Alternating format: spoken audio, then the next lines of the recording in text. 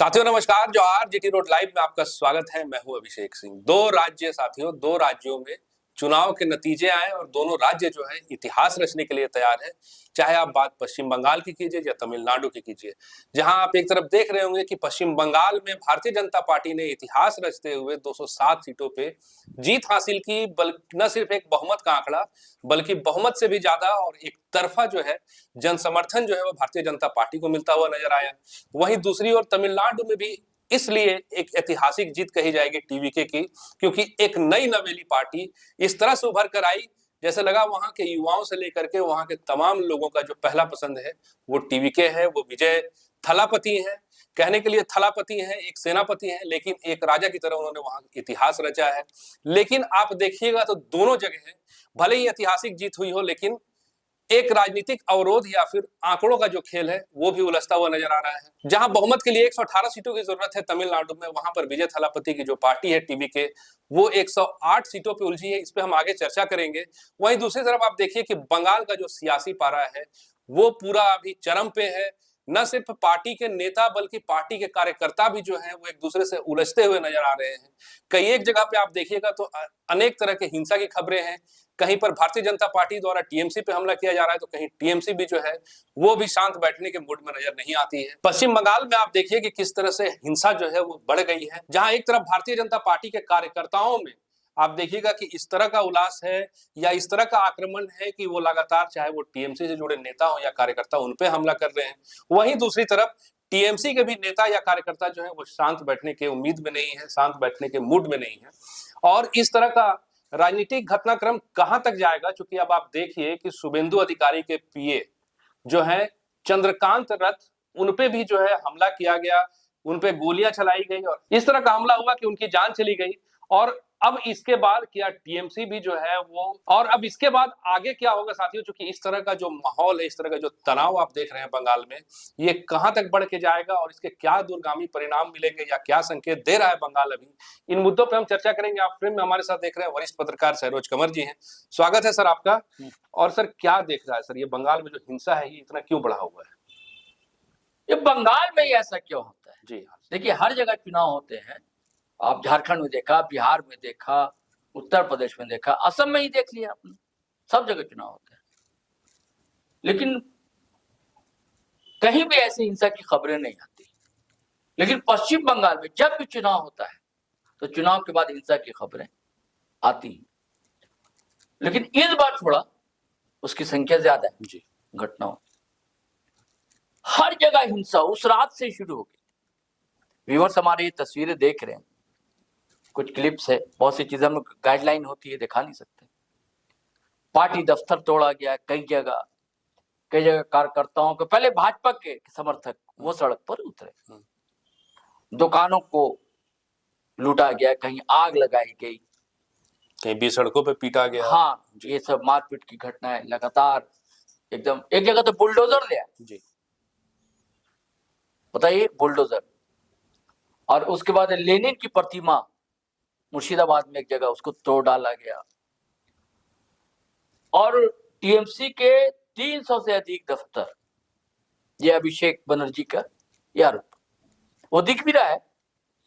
अब आंकड़ा आगे पीछे हो सकता है, 300 ना हो, 250 हो, 200 हो, लेकिन हर जगह दफ्तर को पर कब्जा कर दिया गया, उनके दफ्तर पर कब्जा कर दिया।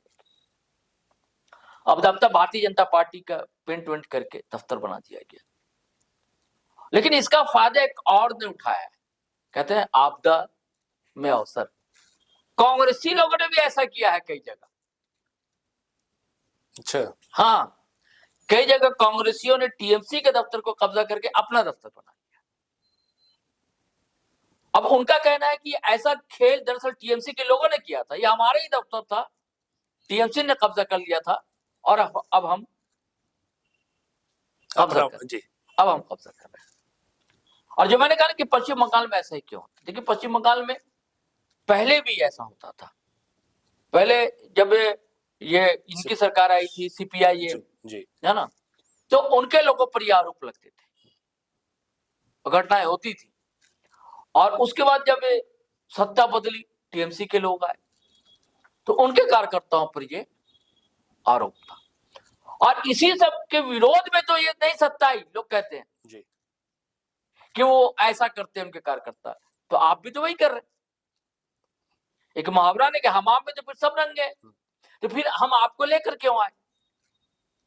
हम आपको तो इसलिए लेकर आए थे कि वो भी डरावनी चीजें हमने देखते थे, उनके कार्यकर्ता डराते थे, धमकाते थे, मारपीट करते थे, लूटपाट करते थे, इसलिए हम आपको लेकर आए। और जब आप भी ऐसा ही करेंगे, क्योंकि ये बढ़ रही है। पहले क्या था कि भारतीय जनता पार्टी के समर्थन में लोग उतरे कई जगह, बहुत से वीडियो है ना, गांव से लेकर शहर से लेकर, ऐसा नहीं किसी शहर में, गांव में या हुगली की बात कीजिए, हावड़ा की बात कीजिए, मुर्शिदाबाद की, कहीं की भी थी, दिनाजपुर की बात कीजिए, मिदनापुर की बात कीजिए, जहां की मालदा बात कीजिए, कीजिए। हाँ, जी हर जगह से घटने आ रही है। लेकिन पहले भारतीय जनता पार्टी के समर्थन के लोग थे, लेकिन अब देखने में आ रहा है कि टीएमसी के लोग भी अब विरोध करने लगे।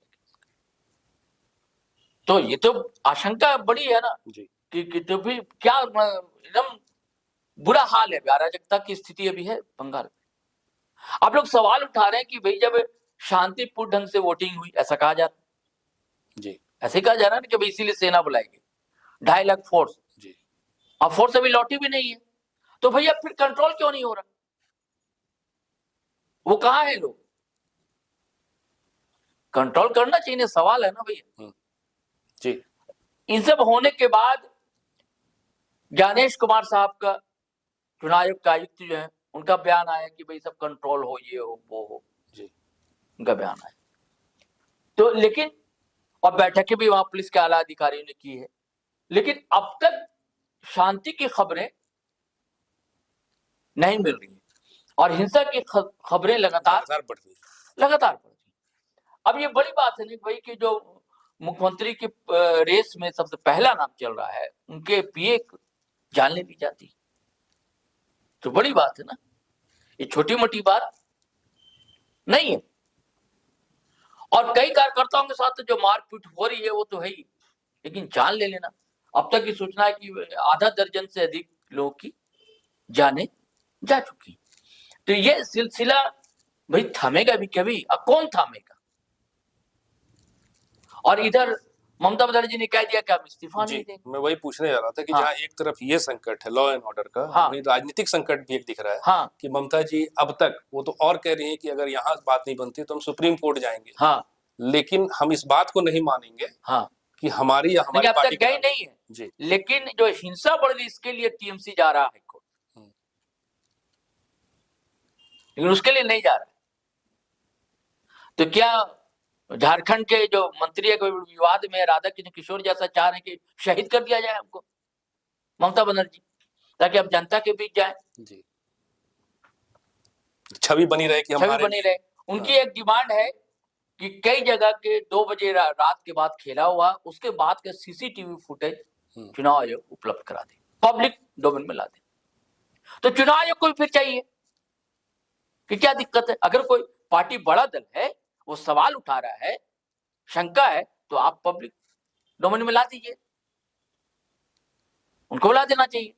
इनकी शंका कि कुछ खेल हुआ है रात में और हमारे एजेंट को हटा दिया गया, उसके बाद हुआ खेल, तो उसको भी सीसीटीवी फुटेज को जी आम कर देना चाहिए, क्योंकि कई जगह के सीसीटीवी फुटेज मिले हैं जो लाइट को ऑफ कर दिया गया। अच्छा, सीसीटीवी हटा दिया गया। हाँ, महुआ मोइत्रा ने ये पोस्ट किया है कि कनेक्शन काट दिया गया सीसीटीवी का। तो ये अगर सब शंका है तो जनता के बीच भी जाएगा ना, फिर जनता के बीच आक्रोश बढ़ेगा ना, गुस्सा बढ़ेगा ना।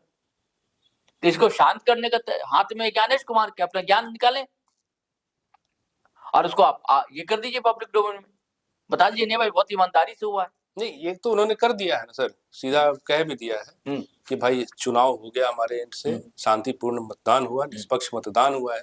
तब जाकर के अब देखिए कि 9 तारीख नहीं, जब शक हो रहा है, सवाल उठा रहा विपक्ष कि 2 बजे के बाद ऐसा हुआ है, हाँ, तो इसमें निश्चित रूप से उन्हें अपना सब कुछ डेटा दे देना चाहिए। वो कह रहा है कि सीसीटीवी फुटेज आप पब्लिक में लाइए, हमको मत दीजिए ना भाई, पब्लिक में दिखाइए सब जगह का।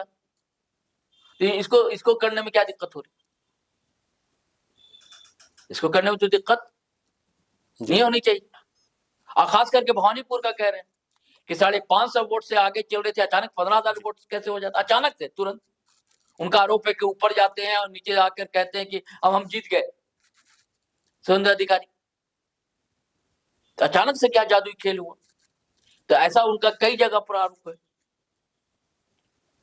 वो SIR वगैरह के लिए तो जाहिर है, जो वोट कटे 90 लाख वोट कटे और 27 लाख जो विसंख्या वाला मामला आया, और कई लाख वोट जोड़े गए और उतने ही वोटों से जीत हार का अंतर हुआ। जी जी, ये तो भास्कर ने रिपोर्ट भी छापी, भास्कर ने ये रिपोर्ट छापी है। तमिलनाडु को क्या कहेंगे सर? देखिए, आप अभी वहां भी जो एक राजनीतिक संकट या चुनौती बना हुआ है अब तक, जो 234 सीटों पे चुनाव हुआ, 118 बहुमत के लिए चाहिए, लेकिन वहां भी जो TVK है वो फंसती हुई नजर आ रही है, क्योंकि एक पूरा का पूरा बहुमत उसके पास नहीं है। नहीं, लेकिन मुझे लगता है बहुमत मिल जाएगा, और लोग जो होंगे ना, और छोटी मोटी पार्टियां हैं वहां, तो वो लोग सहयोग कर देंगे जी, क्योंकि और तो कोई बड़ा दल है नहीं जी। ये तो राज्यपाल की मजबूरी के बड़े दल को आप निमंत्रण दीजिएगा। जी, अब तक उन्होंने दिया नहीं है नहीं निमंत्रण। तो ये गलत कर रहे हैं, नहीं दिया तो। उनका कहना है कि सबसे पहले आप बहुमत का आंकड़ा यहाँ साबित कीजिए। नहीं, पहले बड़ा दल है जी, वो फ्लोर पर साबित करेंगे ना। जी, नियम होता है कि जो बड़ा दल है वो दावा करता है, वो कहता है फ्लोर में सिद्ध करेंगे। आज TVK के पास सर वहाँ 107 सीटों पे बहुमत भाई का आंकड़ा अटल है। बिहारी वाजपेयी की सरकार याद कीजिए, 13 दिन की। जी, हाँ, उन्होंने फ्लोर टेस्ट दिया था। वैसे ही होता है। तो भैया आप तो निमंत्रण दीजिए ना, बड़ा दल है, हो सकता है सहयोग मिल जाए, वहां साबित कर देगा वो, उसको बाद आप हटा सकते हैं, तो कोई दिक्कत नहीं। अभी जैसे बात चल रही है बंगाल की या यहाँ की, ऐसे ही यहाँ हुआ था एक बार। एक दिन क्या किसी को मुख्यमंत्री बनवा दिया था इन्होंने, रमेश भंडारी थे राज्यपाल उत्तर प्रदेश में, नहीं साबित कर पाए, हटा दिए गए। तो आपको तो मौका देना होगा, राज्यपाल महोदय को मौका देना चाहिए। वैसे बहुत दूर भी नहीं है सर, आप देखिए वहाँ वह तो 5-6 ही चाहिए ना। ऐसा है 107 सीटों का अभी बहुमत आंकड़ा है इनके पास। हाँ। विजय थलापति 2 जगह से लड़े थे। हाँ। तो एक सीट तो उन्हें छोड़नी हो। ठीक है, अब कांग्रेस सपोर्ट दे रहा है। पिछले बार AIDMK के साथ लड़ा था। हाँ, इस बार अलग होकर सपोर्ट में आ गया। 5 सीटें उनकी हैं। ठीक है। अब CPI के जो 2 भाग हैं, CPI मार्क्सवादी हैं, हाँ, वो देंगे 2 सीटें उनके पास है। फिर एक मुस्लिम संगठन है सर, वो है। हाँ, वो उनका 2 सीटें हैं। हाँ, तो मिला जुला करके ये आंकड़ा तो हो ही जा रहा है। फिर हो जाएगा। लेकिन एक और इंटरेस्टिंग बात है सर, ऐसा वहां के रिपोर्ट्स का कहना है कि AIDMK के भी जो एक धड़ है वो चाहता है कि वो TVK को समर्थन दे। इस कारण से आप देखिएगा अभी AIDMK के लोग शायद फिर से कहीं एक कमरे में बंद हैं कि कहीं ऐसा ना हो जाए कि उनके ओर से भी कुछ पार्टियों का जो समर्थन। तो मैं कह रहा हूँ ना कि भाई फ्लोर टेस्ट में पता लग जाएगा ना, क्रॉस वोटिंग भी तो होती है। लेकिन वहां लोग भी तो पलट सकते हैं सर, वोटिंग नहीं, नई पार्टी से कोई लोग नहीं जाएगा जी। उत्साह में आए हैं, नया विधायक तो कहीं नहीं जाएगा, आपको बता दे रहा हूं। उसको उत्साह कि हम सरकार बनाने जा रहे हैं, पहली बार जीते हैं। कई ऐसे विधायक हैं, तो ड्राइवर का बेटा जीता है, कोई गरीब की बेटी जीती है, ऐसे कई लोग। तो नई पार्टी का नया विधायक तो नहीं जाएगा कहीं, बता दे। अच्छा, राजनीतिक अनुभव तो विजय थलापति को भी नहीं रहा है सर, तो एक चुनौती तो उनके सामने नहीं है। लेकिन ये राज्यपाल, ये कोई मसला नहीं है मुझे लगता है। ये आराम से राज्यपाल को निमंत्रण देना चाहिए और फ्लोर टेस्ट में जी जो भी होगा। अब मुझे नहीं लगता कि फ्लोर टेस्ट में ये सरकार गिर जाएगी जी। हाँ, मुझे बिल्कुल नहीं लगता कहीं से। लेकिन सबसे बड़ा भी सवाल है बंगाल की हिंसा कैसे थमे, इसके लिए केंद्र सरकार को सख्त एक्शन लेना चाहिए। वहां के जो राज्यपाल महोदय हैं उनको सख्त निर्णय लेना चाहिए और जितनी जल्दी हो सके, नहीं तो ये हिंसा फिर फैलेगी तो अच्छी स्थिति नहीं होगी, भाजपा के लिए भी अच्छी स्थिति नहीं होगी। फिर भाजपा सरकार कैसे चलाएगी? जी जी जी। तो साथियों, सुना आपने, एक चुनौती तो अभी भारतीय जनता पार्टी के सामने भी है और एक चुनौती अभी बंगाल में वहां की सरकार के सामने भी है कि किस तरह से एक शांतिपूर्ण माहौल जो है वो वहां पे बना के रखा जाए, लॉ एंड ऑर्डर को वहां मेंटेन करके रखा जाए। हालांकि इसमें कितनी सफलता मिलती है ये आने वाले वक्त पे है। आज के लिए साथियों इतना ही, चलते हैं। जाते जाते आपसे वही आग्रह, अगर आपने हमारे चैनल को सब्सक्राइब नहीं किया तो जरूर कर लीजिए, वीडियो को हमारे लाइक शेयर और कमेंट भी जरूर कीजिए।